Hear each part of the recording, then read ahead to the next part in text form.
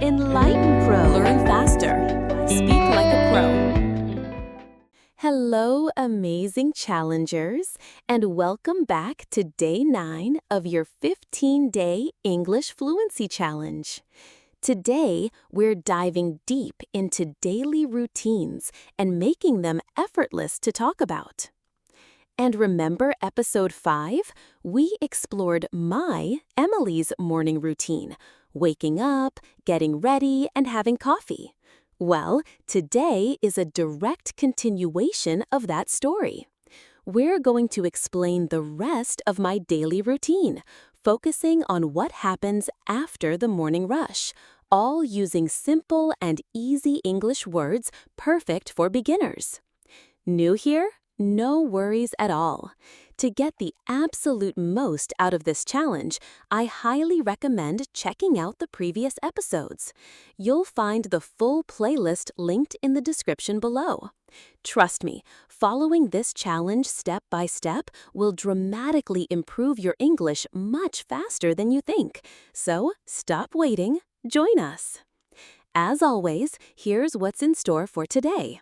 We'll start with my story so you can hear the new phrases in action. Then, we'll break down each new phrase with clear examples. And, of course, we'll dive into our amazing story comprehension Q&A game. I want you to feel motivated, excited, and confident with this game because it truly is the most important part for training your mind muscles to think and respond instantly in English. Ready to master describing your full day? Let's begin. Listen closely to my typical day. Pay attention to the phrases I use. These are our 5 new common phrases. So, after leaving home at 8 a.m., I head out to the office. My commute isn't too long, thankfully. Once I arrive, the first thing I usually deal with is my emails. There are always so many. Around midday, I usually grab a quick lunch with my colleagues, or sometimes by myself if I'm very busy. The afternoon is often full of meetings and projects, so I constantly try to catch up on work between tasks. When I finally get home in the evening after a long day, I really look forward to relaxing. I like to wind down for the night by listening to a podcast or reading an English book.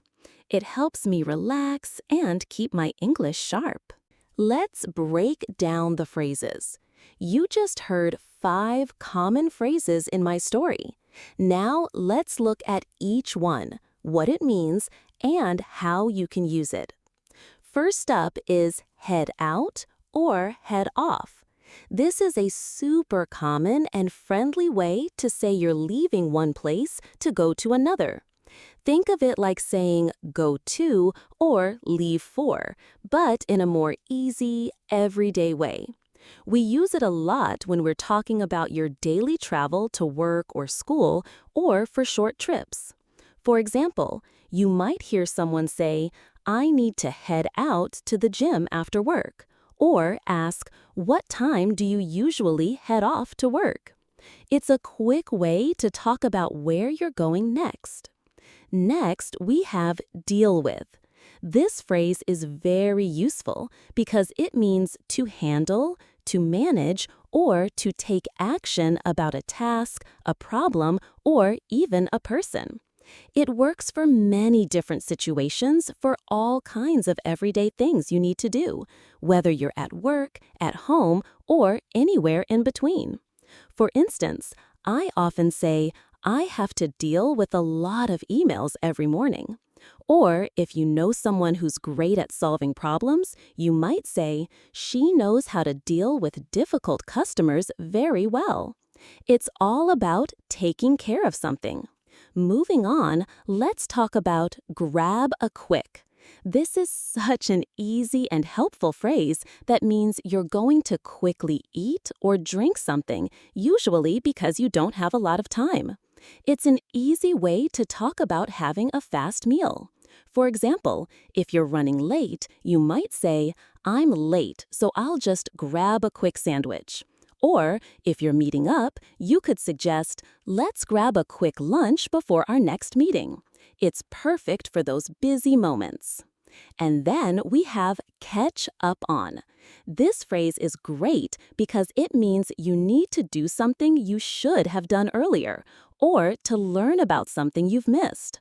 We use it a lot when we're talking about finishing tasks you didn't do before, looking at information you missed, or even getting enough sleep that you didn't get earlier. So you might say, I need to catch up on my work after my vacation. Or, I always catch up on the news during my commute.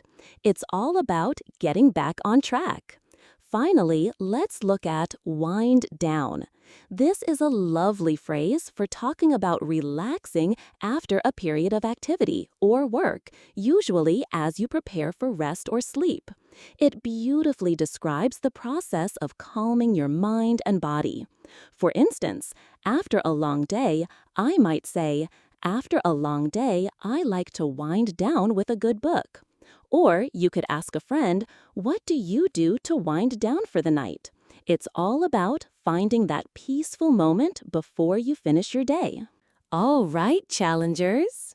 Now that you know the story and the new phrases, it's time to put your listening and thinking skills to the test with our story comprehension questions.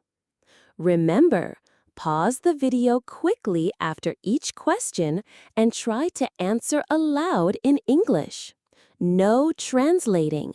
Just try to answer right away. This is how your brain learns to understand and respond directly in English.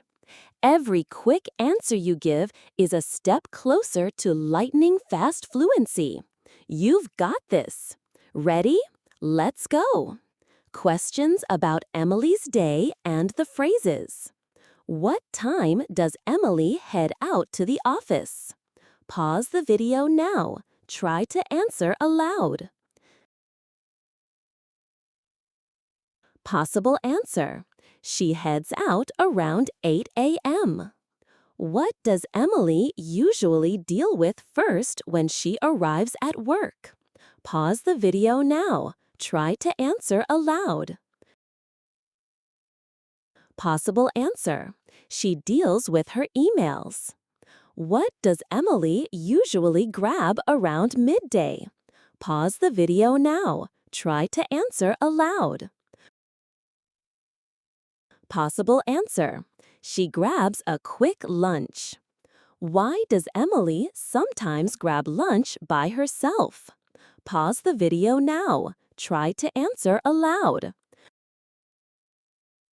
Possible answer. Because she is very busy. What does Emily try to catch up on between tasks in the afternoon? Pause the video now. Try to answer aloud. Possible answer. She tries to catch up on work. How does Emily like to wind down for the night? Pause the video now. Try to answer aloud. Possible answer. By listening to a podcast or reading an English book. Does her evening routine help her English? Pause the video now. Try to answer aloud. Yes, it helps keep her English sharp. Fantastic work, challengers! You just crushed another episode. By practicing story comprehension questions with instant answers, you're not just understanding more, you're building the mental muscles to speak faster and more naturally. This is the core of true fluency, processing English without the need to translate.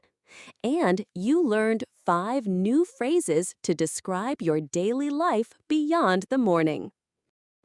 Your challenge for day 9, take 5 minutes today to describe your own typical workday afternoon or evening routine to yourself aloud in English, trying to use at least 2 or 3 of these new phrases. Now, I want to hear from you. What's one thing you always deal with at the start of your workday or school day? Share it in the comments below. If you enjoyed this episode and found it helpful, don't forget to like, subscribe to Enlighten Pro, and hit that notification bell so you don't miss a single day of our challenge. This is Enlighten Pro, your daily English boost. You've got this. I believe in you. I'll see you in episode 10, where we'll focus on how to describe people, places, and objects. Keep thinking in English, keep growing, and always remember, your voice matters.